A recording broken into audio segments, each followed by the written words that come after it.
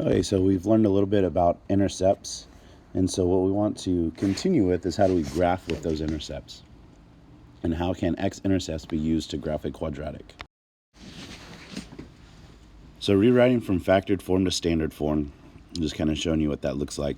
The quadratic function is in factored form when it is written in y equals a x minus m times x minus n, where a does not equal 0. A is still the same as all the other quadratics forms that we've dealt with. Each set of parentheses is called a factor of the quadratic function. Therefore, m and n are factors. Notice again inside the parentheses it is the opposite sign. We can use the factors in zero product property to find the x-intercepts of the graph.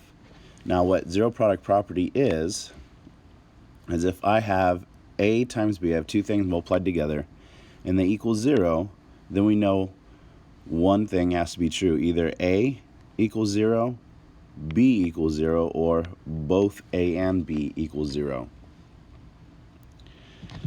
So let's look at connecting factors and zeros.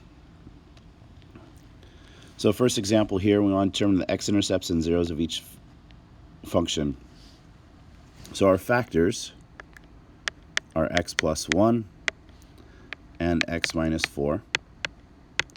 And zero product property states that I can go x plus 1 equals 0 and x minus 4 equals 0. So then I solve, so I subtract 1, and x equals negative 1. I add 4, and x equals 4.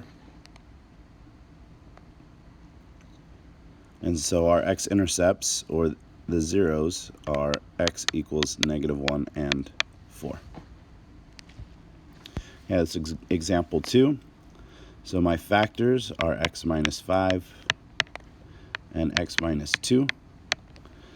Set each of those equal to 0 with the zero product property.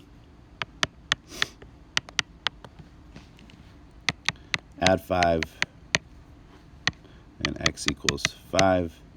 Add 2, and x equals 2.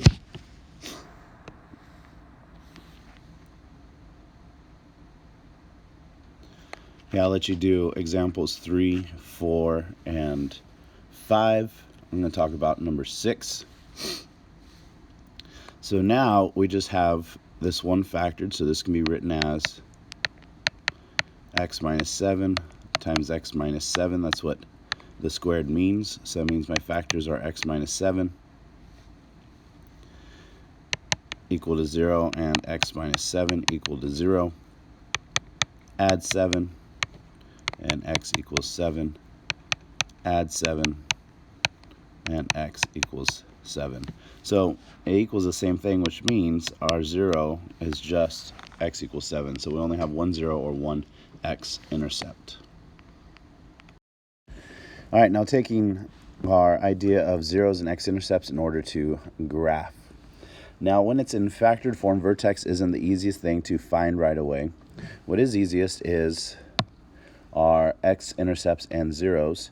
So I look at my factors. They are x minus 1 equals 0 and x minus 3 equals 0. So solve, I add 1. Solve, I add 3. Now some of you will get to the point where you don't have to do that actual solving step. You can just see that it's opposite values. That's totally okay. So those are the values. To write them as x-intercepts, we'd write them as 1, 0, and 3, 0, so that we can plot those points. So we get 1, 0, and 3, 0. Now we've talked about in the past, when we talked about vertex form and standard form, when we plotted points, that they're mirrored. So that means they have to be in the middle. So you can do it two different ways. You can count, so I go 1 and 1. Or I can take my values, so 1 plus 3, add them together, that gives me 4, and then find the spot in between them, so divide by 2, which is 2. So that 2 is my x-coordinate on my vertex, which is also my axis of symmetry. Now to find the y-coordinate, just like we did in standard form, we take the x value and substitute it back in. So y equals 2, and then I have 2 minus 1, and then 2 minus 3. So y equals 2. 2 minus 1 is 1. 2 minus 3 is a negative 1. 2 times 1 is 2, times negative 1 is a negative 2. So we have 2, negative 2. And the nice thing is, now we have our points plotted so we can draw our graph. So our vertex is at negative 2. Now we go through and do all the same stuff as we've done before. So find my y-intercept. We're going to plug in 0 for x. So I get, now we'll do it up here, y equals 2, 0, minus 1, and 0 minus 3. That gives me y equals 2 times negative 1 times negative 3. 2 times negative 1 is negative 2. Negative 2 times negative 3 is 6. So then my y-intercept is at 0, 6. Domain, still the same, negative infinity to positive infinity. Range is found exactly the same way. So we're starting at negative 2, and we go to positive infinity. Since we are opening up, we have a minimum at y equals negative 2. So all of this information is still the same as before. We're just coming about it from the intercepts range instead of from the vertex. Now as we look at this, our a value tells us it's going to open up because it's positive. It also tells us it's going to be narrow because a is 2, which is greater than 1.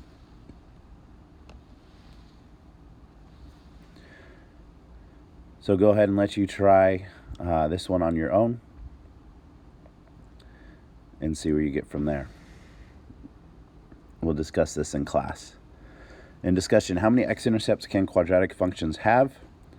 And what would the factored form look like if there were only one x-intercept? Again, come up with your answers. We'll discuss them in class.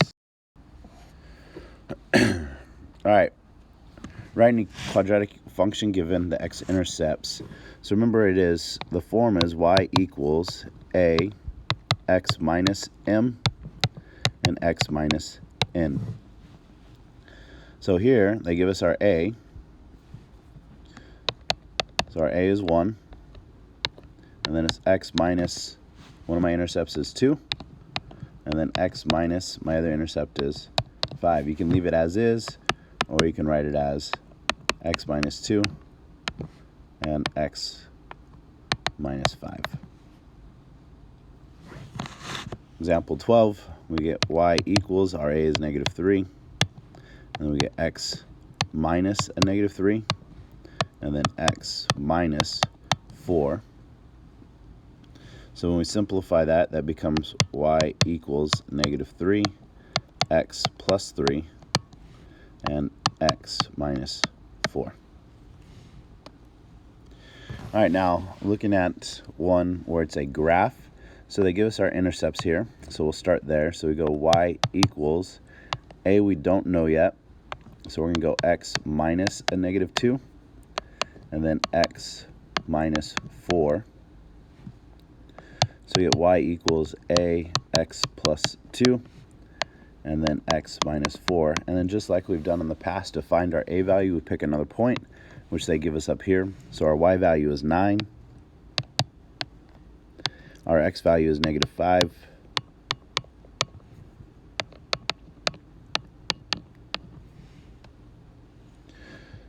So 9 equals a. Negative 5 plus 2 is negative 3. Negative 5 minus 4 is a negative 9. Multiply those together, so 9 equals 27a. Divide by 27. And a equals 9 over 27, which is 1/3. So then our final equation for this is y equals 1/3 x plus 2 and x minus 4. Okay, so essential question check-in. How can x-intercepts be used to graph a quadratic? So again, answer that question. and we'll discuss all this in class next.